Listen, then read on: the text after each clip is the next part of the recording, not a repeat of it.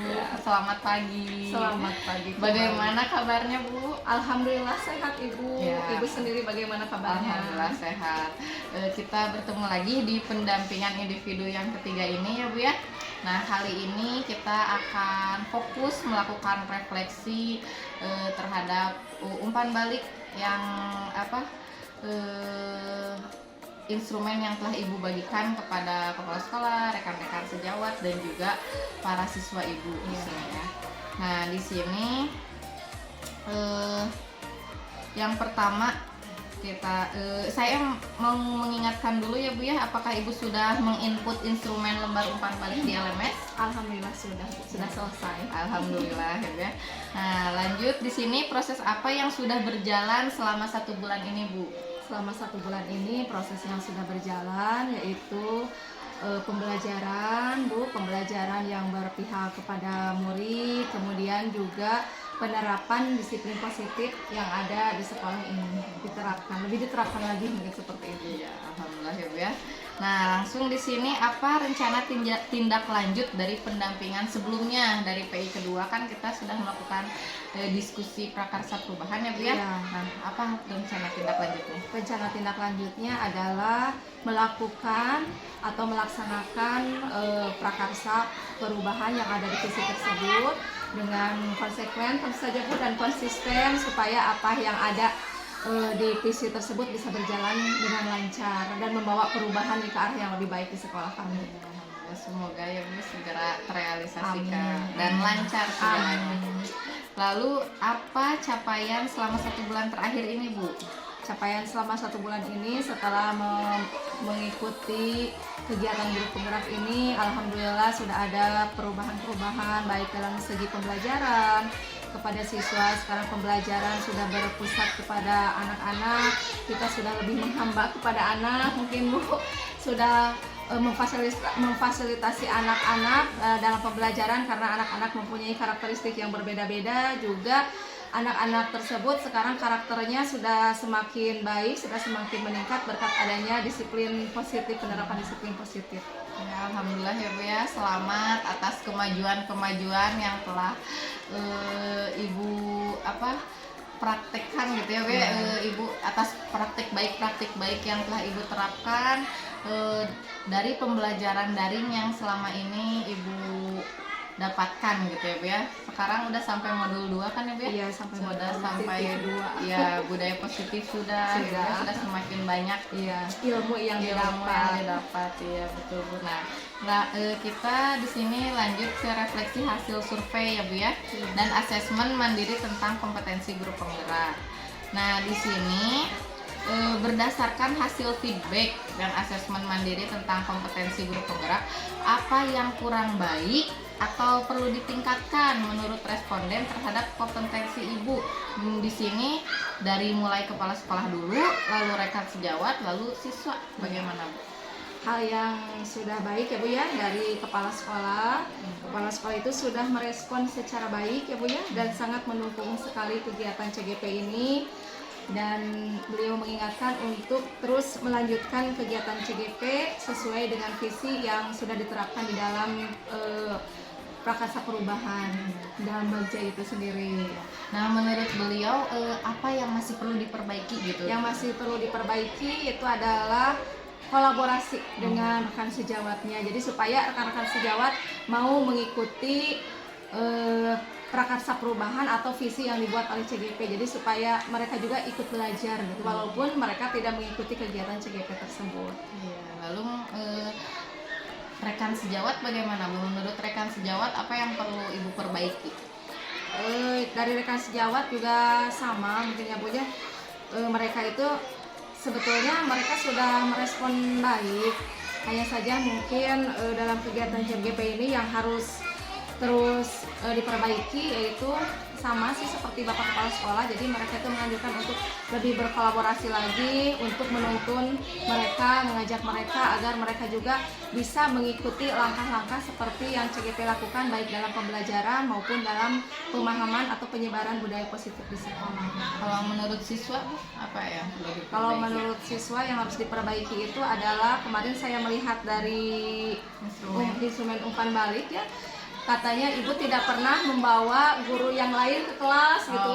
Jadi mereka ingin berbagi materi mungkin dari guru yang lain atau dari narasumber yang lain. Jadi bukan hanya ibu saja katanya seperti itu.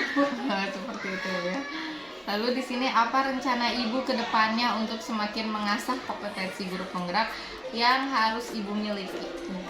Untuk kedepannya mungkin saya harus lebih konsisten lagi ya Bu ya dengan apa yang dirancanakan sesuai dengan respon dari kepala sekolah dan teman sejawat. Juga untuk kedepannya untuk murid-murid mungkin akan mencoba membawa narasumber atau guru kelas yang lain ke kelas supaya ada apa namanya ya Bu ya perifreshan mungkin ya supaya ada nuansa baru bagi anak-anak, jadi supaya mereka itu tidak melihat gurunya teh hanya itu saja tapi mencoba mendapatkan ilmu dari ibu bapak guru yang lain dan saling berbagi praktik baik ya Bu ya. Saling berbagi praktik baik, betul sekali.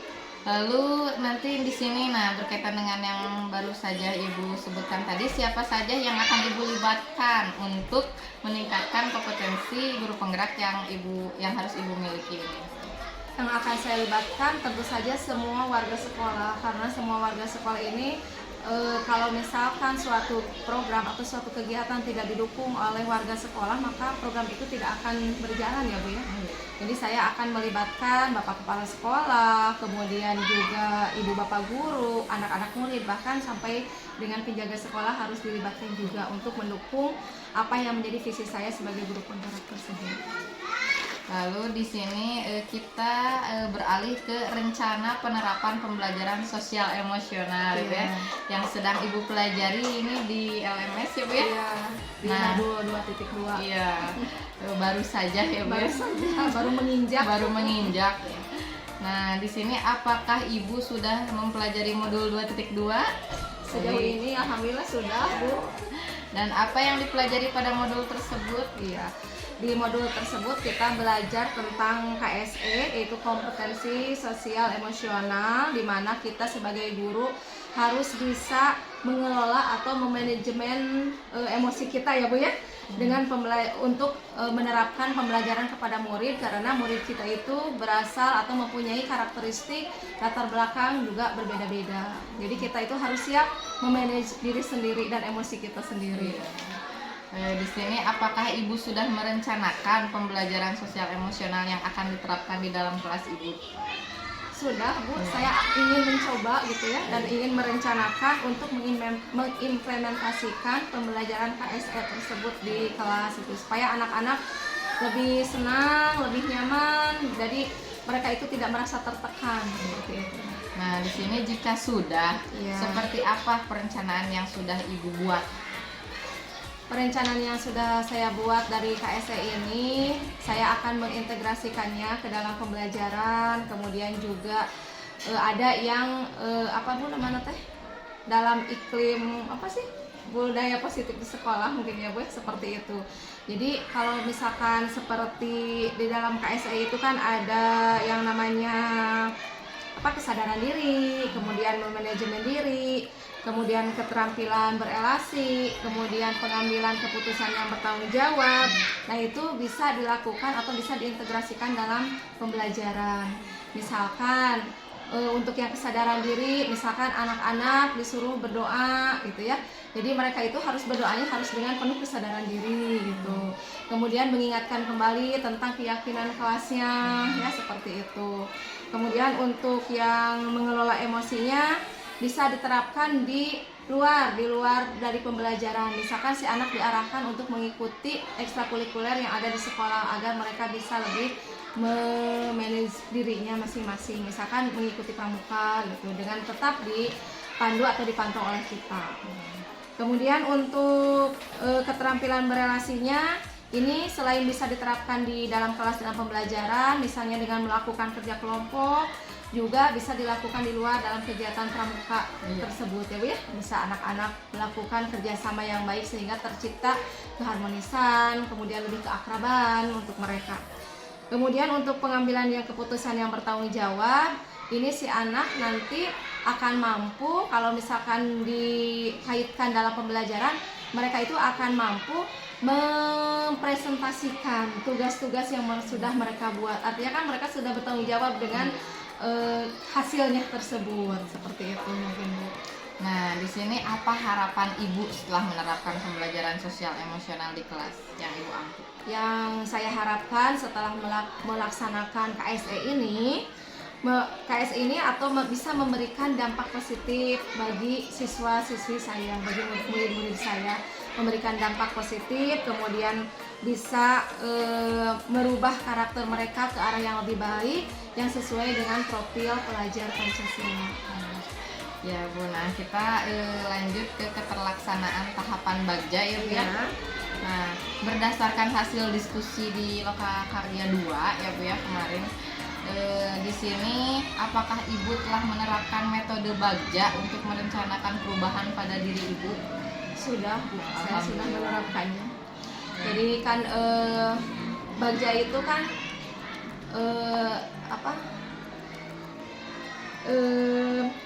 buat pertanyaan dulu ya Bu ya, dibuat pertanyaan dulu. Jadi sebelum saya merencanakan sesuatu itu, seperti halnya sekarang mungkin akan merencanakan pembuatan pembelajaran dengan menggunakan KSE itu ya Bu ya, kita akan mengikuti langkah-langkah Bagja. Dengan B-nya buat dulu pertanyaannya, kemudian ambil pelajarannya, kemudian dari mimpi jabarkan rencana, baru diatur eksekusinya seperti apa nanti penerapannya di kelas, seperti itu.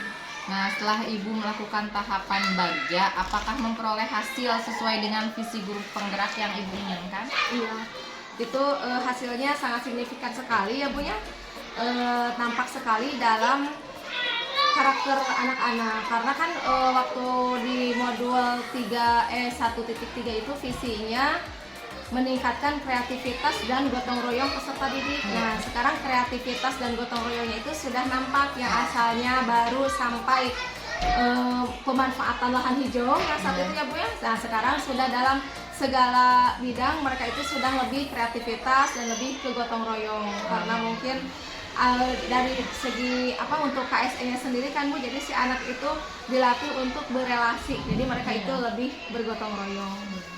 Lalu di sini apa tantangan yang Ibu hadapi dalam menerapkan tahapan Bagja untuk mencapai visi? Iya, tentu saja dalam sebuah program itu ya Bu, tidak akan selalu berjalan lancar dan mulus ya, pasti saja ada tantangannya ya. Seperti halnya penerapan visi yang menggunakan tahapan Bagja ini.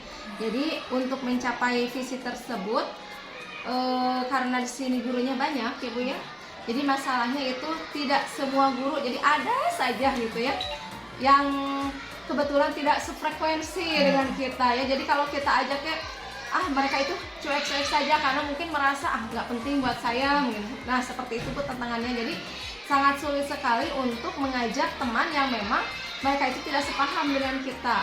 Jadi walaupun mereka kita paksa mungkin ya, tapi tetap saja gitu kalau tidak sepaham. Tapi mungkin kedepannya insya Allah kalau dengan berjalannya waktu, apalagi mungkin ada perubahan yang signifikan yang bisa dilihat, yang lebih kecil dulu dari kelas terkecil saya mungkin ya punya, mereka akan kabita lah kalau bahasa Sunda ya. Jadi mereka juga ingin mengikuti langkah-langkah seperti apa yang saya lakukan. Mudah-mudahan. Amin. Insya Allah ya Bu ya. Amin.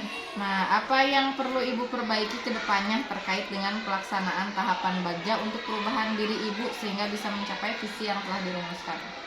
Ya, seperti yang tadi sudah saya ceritakan ya Bu, bahwa selalu saja ada guru yang memang tidak sefrekuensi dengan kita. Nah, mungkin di sini yang harus saya perbaiki, mungkin lebih berkolaborasi lagi mungkin ya Bu ya dengan teman-teman, dengan rekan sejawat. Kita harus lebih bisa lagi mengajak mereka untuk mengikuti apa yang kita lakukan, karena apa yang saya lakukan ini akan, kalau saya rasakan ya Bu ya, berdampak dan sangat positif sekali gitu, dan sangat bermanfaat sekali, seperti melaksanakan pembelajaran yang berpihak pada murid ya, kemudian melakukan segala sesuatu dengan melakukannya dengan mengimplementasikan dengan tahapan Bagja. Nah, mudah-mudahan dengan lebih berkolaborasi lagi mereka akan mengikuti langkah-langkah apa yang saya lakukan. Segala sesuatunya butuh proses ya Bu ya, dan juga butuh pendekatan gitu, butuh waktu ya. Mudah-mudahan segera berjalan dengan lancar. Iya, nah, kita sampai di bagian akhir pendampingan ya Bu ya di sini.